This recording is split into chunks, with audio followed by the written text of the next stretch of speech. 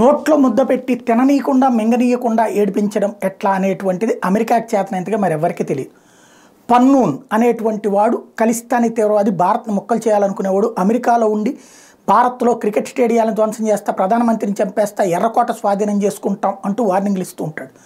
వాడికి మానవ హక్కులు ఉన్నాయి, పౌర హక్కులు ఉన్నాయని వాడిని కాపాడుకొస్తోంది అమెరికా.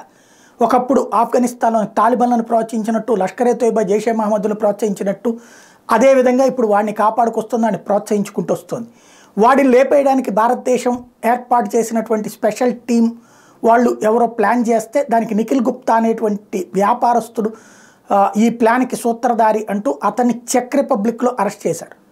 అయితే చెక్ రిపబ్లిక్లో భారత ప్రభుత్వం తరపున ఈ గుప్తా ఒక తెలివైన ఎత్తుగడ వేశారు. ఆధారాలు చూపించమనండి అంటే చెక్ రిపబ్లిక్ నుంచి అమెరికాకి అతన్ని పంపించాలి.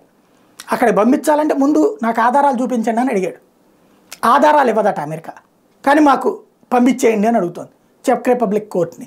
ఆధారాలు చూపించకుండా ఎలా పంపిస్తారని గుప్తా అడుగుతున్నాడు. ఆధారాలు మా దగ్గరకు వచ్చాక మేము అంటున్నది అమెరికా.